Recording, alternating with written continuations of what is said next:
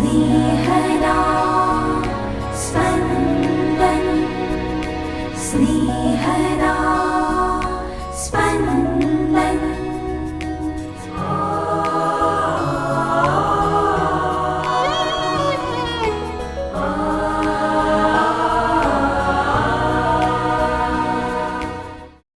સામાન્ય કાળના ત્રીજા અઠવાડિયાનો ગુરુવાર. ધર્મસભા આજે સંત પાઉલના હૃદયપલટાનું પર્વ ઉજવે છે. આજના દિને પ્રભુ પાસે ખાસ કૃપા યાચીએ કે તેઓ આપણી શ્રદ્ધા દ્રઢ કરે. સાંભળીએ સંત માર્કકૃત શુભ સંદેશના 16મા અધ્યાયના વચનો 15-18. પછી તેમણે તેઓને કહ્યું, તમે દુનિયામાં બધે જઈને આખી સૃષ્ટિને શુભ સંદેશ સંભળાવો.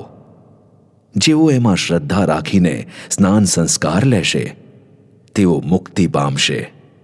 જેઓ શ્રદ્ધા નહીં રાખે તેઓ સજાપાત્ર ઠરશે.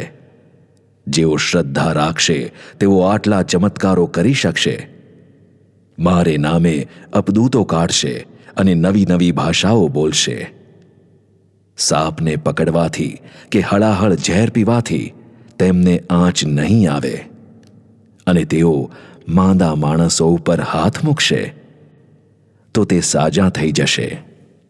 स्नेहदा स्पन्दन स्पन्दन। આજે સંત પાઉલનો હૃદયપલટો ઉજવવામાં આવે છે.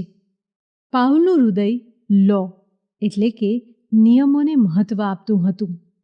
હવે એ જ હૃદય લો ને બદલે લવ એટલે કે પ્રેમને મહત્ત્વ આપે છે. હૃદયની દિશા બદલાઈ, બાકી ધગશ તો એની એ જ રહી. પાઉલે પૂર્ણ થવું હતું. પૂર્ણ થવાનો એને એક જ માર્ગ દેખાયો હતો. એ માર્ગ આજ્ઞાપાલનનો. બધી જ 613 આજ્ઞાઓનું અક્ષરશઃ ચીવટપૂર્વકનું પાલન કરવાથી પૂર્ણતા પ્રાપ્ત કરી શકાય. પૂર્ણતાને પાઉલ પ્રાપ્તિ એટલે કે અચીવમેન્ટ માનતો હતો. કૃપા અથવા ગ્રેસ નહોતો માનતો. અનંત જીવન એ પરસેવો પાડીને કરેલી કમાણી હતી. પ્રભુની સાવ મફત ભેટ નહોતી. આજ્ઞાઓમાં સૌથી પહેલી આજ્ઞા પ્રભુ એક જ છે. એમના સિવાય કોઈ બીજો ઈશ્વર નથી. પણ ખ્રિસ્તીઓ તો ક્રૂસ પર જડીને મારી નાખવામાં આવેલ ઈસુને પુનરુત્થાન પામેલા કહે છે અને પ્રભુ જાહેર કરે છે. આ તો બધું પાઉલ જાણતો હતો. એ નિયમો વિરુદ્ધનું હતું. એટલે તેણે ખ્રિસ્તીઓ ઉપર કાળો કેર વરસાવ્યો. જો ઈસુ આપણને હૃદયપલટા માટે આમંત્રણ ન આપે તો આપણો હૃદયપલટો ના થાય. આપણે બાહ્યાચારો કરતા રહીએ પણ આપણા અંતરને અસર ના થાય. પુનરુત્થાન પામેલા ઈસુ પાઉલને મળે છે. એ મુલાકાત સઘળું બદલી નાખે છે. લો અથવા આજ્ઞા આપણને બાહ્યાચારી બનાવી શકે. આ હકીકતને વાચા આપતી કહેવત છે, હાથમાં માળા અને પેટમાં લાળા. લવ એટલે કે પ્રેમ આપણને વધુમાં વધુ કરી છૂટવાની પ્રેરણા આપે. ઈસુએ આપણા તારણ માટે પોતાની જાતનું પૂરેપૂરું બલિદાન આપી દીધું. આપણે એમને પગલે આપણી જાતનું બલિદાન આપીએ. એ આપણો હૃદયપલટો. પાઉલે પોતાના જીવનમાં પોતાનો હૃદયપલટો બતાવી આપ્યો.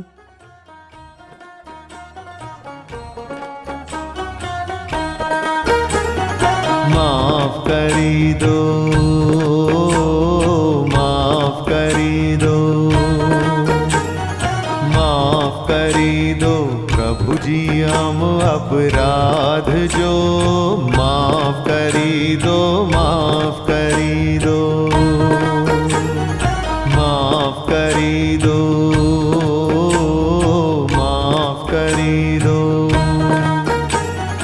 માફ કરી દો પ્રભુજી હમ અપરાધ જો. માફ કરી દો, માફ કરી દો.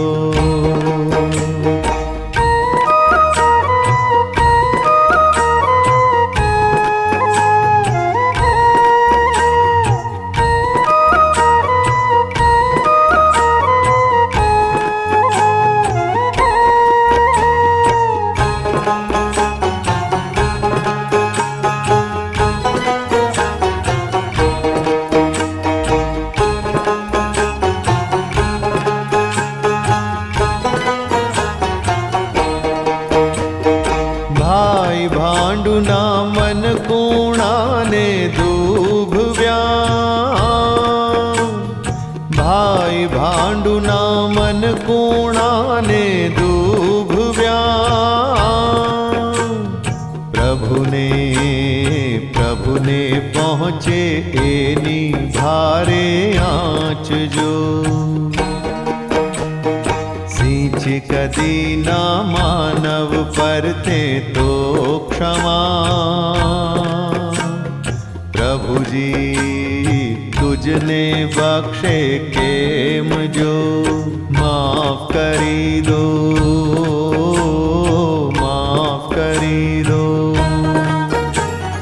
माफ करी दो प्रभु जी हम अपराध जो माफ करी दो माफ करी दो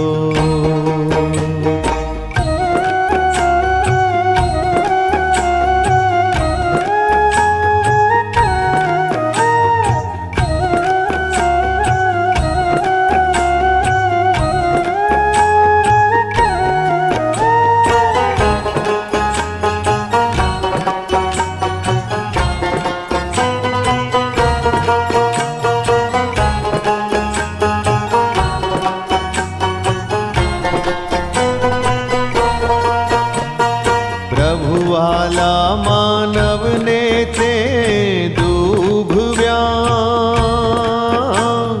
પ્રભુવાલા માનવને તે દુભવ્યા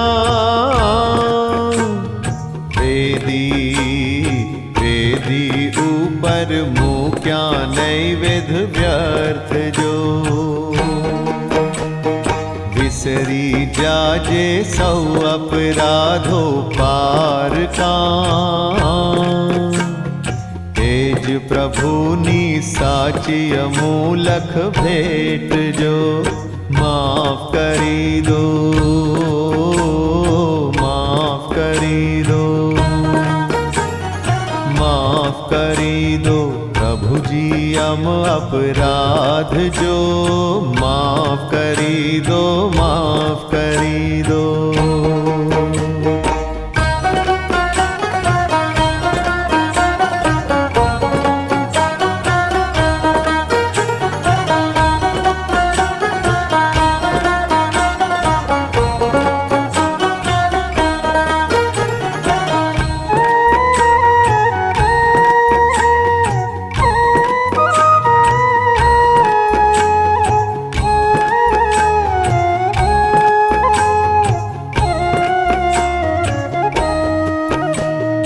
दईने मात्र एक क्षमा ना थोभजे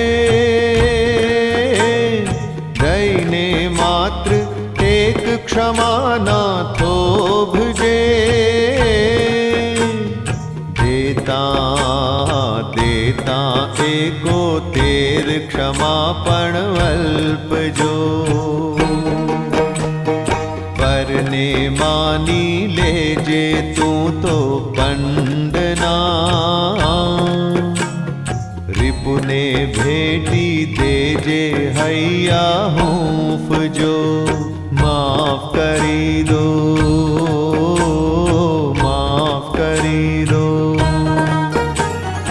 માફ કરી દો પ્રભુજી हम अपराધ જો માફ કરી દો માફ કરી દો